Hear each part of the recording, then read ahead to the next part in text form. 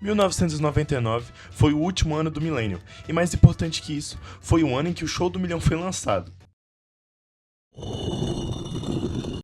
Menos importante, mas também foi um ano em que uma das maiores franquias de terror da história dos jogos seria lançada.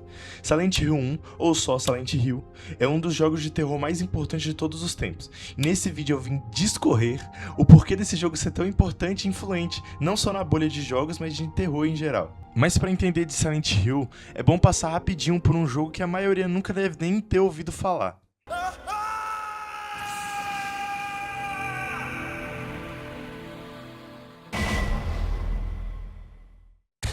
Resident Evil. Que foi lançado em 1996 e revolucionou toda a história de jogos, com um terror inspirados em filmes de terror B, é basicamente filmes indies antigos, e no filme/jogo Sweet Home, de 1989. Resident Evil tinha um objetivo principal de colocar o jogador em situações de sobrevivência física. Ele fazia isso com alguns elementos, como a munição limitada, gerenciamento de recursos, vários monstros, dentre vários outros. É o que a gente conhece hoje em dia de Survival Horror. Esse estilo foi um grande sucesso para Capcom. E vendo o sucesso que a Capcom estava fazendo com Resident Evil, a Konami decidiu que precisava criar um concorrente para bater com o mercado ocidental. A criação de Silent Hill 1 já começou em setembro de 1996, poucos meses depois do grande sucesso que foi Resident Evil 1. A Konami decidiu reunir um grupo de funcionários da Konami Computer Entertainment Tokyo para desenvolver esse jogo, assim começava a criação do Team Silent. Um detalhe bem interessante é que esse time não era a elite da Konami. Segundo Akira Yamaoka, o pai da soundtrack de Silent Hill, muitos membros da equipe tinham participado de projetos que não deram certo, ou eram vistos como desenvolvedores sem muito prestígio dentro da empresa. Claro que isso não significava que eles eram desenvolvedores ruins, era mais uma percepção interna da empresa. Inicialmente, a Konami pensava em fazer algo mais parecido com Resident Evil, um jogo de terror hollywoodiano, pensado para agradar o público americano. Só que conforme o desenvolvimento avançava, os executivos, os engravatados, perderam a confiança no projeto.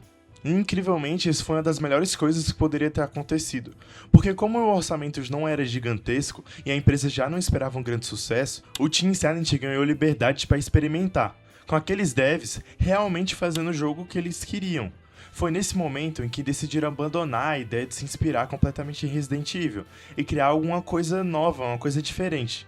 E um dos objetivos do diretor Keishiro Toyama era fazer um jogo que não assustasse apenas pelos monstros ou por um jumpscare aleatório, e sim pelas emoções que ele despertava no jogador.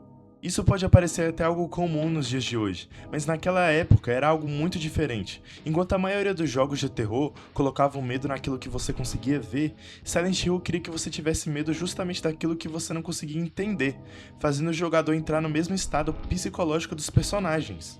O objetivo era fazer você sentir desconfortável, inseguro, como se alguma coisa estivesse errado o tempo todo, mesmo quando não havia nenhum monstro na tela.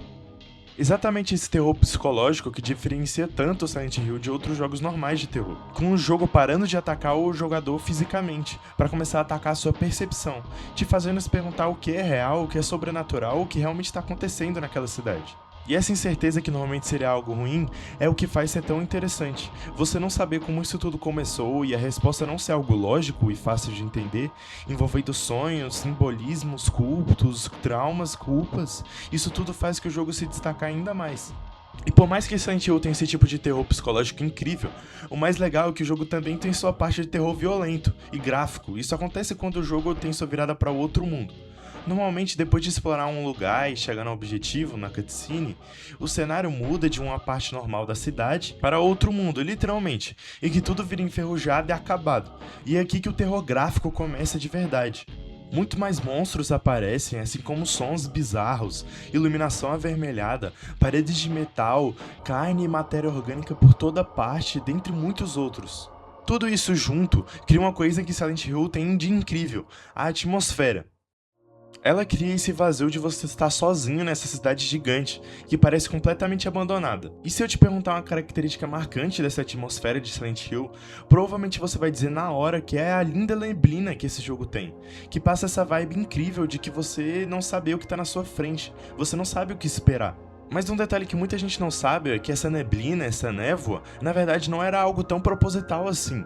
Na verdade, como na época do PS1 o console tinha uma limitação, ele não conseguia renderizar grandes cenários em 3D sem que os objetos aparecessem de repente na tela. E como Silent Hill se passa numa cidade relativamente aberta, isso quebrava totalmente a imersão do jogo, com prédios, postes e carros só spawnavam na sua frente do nada.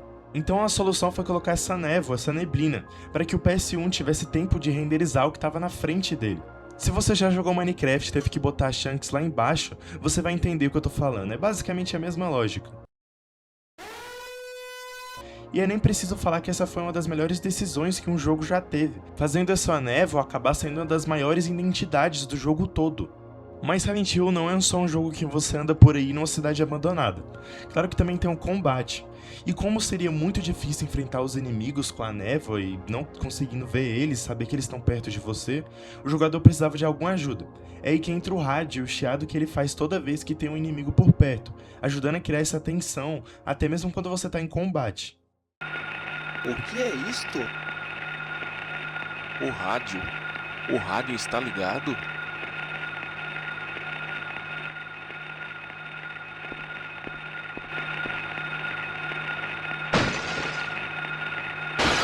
Outra coisa que ajuda a criar essa atmosfera são as músicas, e que é facilmente a minha parte favorita do jogo todo. A soundtrack foi praticamente inteira produzida por Akira Yamaoka, que eu falei mais cedo no vídeo.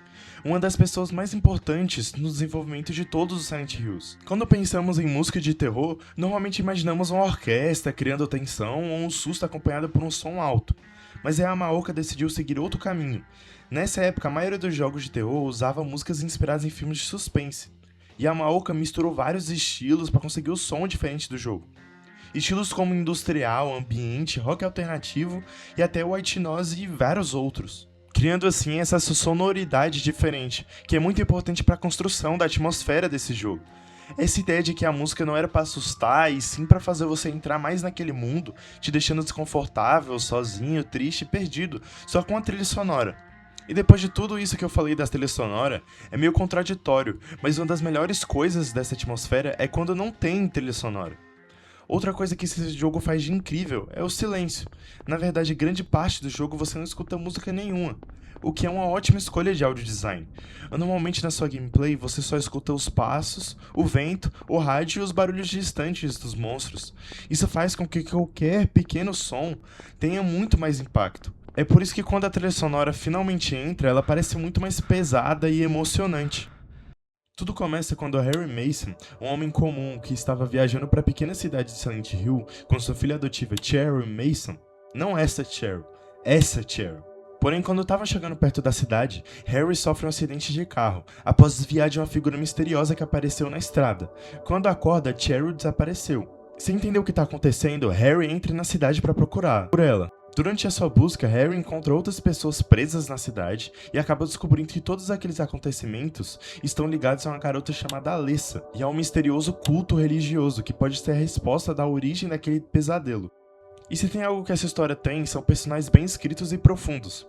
E fazer um personagem parecer ser uma pessoa real, com falhas e problemas, sempre foi e sempre vai ser um desafio para quem escreve, seja em qualquer mídia de entretenimento. Mas quando o personagem consegue ser bem escrito, ele melhora a obra inteira que ele está por completo. É bem aí que eu acho que Silent Hill entra. Os personagens não só no primeiro jogo, mas na maioria dos Silent Hills, conseguem ser assustadoramente reais, como se fossem pessoas de verdade. E alguns bons exemplos disso no primeiro jogo são: Harry Mason é o protagonista do primeiro jogo, e o personagem que você joga. Ele não é uma pessoa treinada para aquele tipo de situação. Ele é só uma pessoa normal que acabou naquela situação por amor à própria filha. Essa decisão de fazer ele uma pessoa normal faz com que você, o jogador, se identifique muito mais com ele. Durante sua busca pela Cheryl, Harry encontra Sybil Bennett, uma policial da cidade vizinha de Brahms, que também foi atraída pelos acontecimentos em Silent Hill.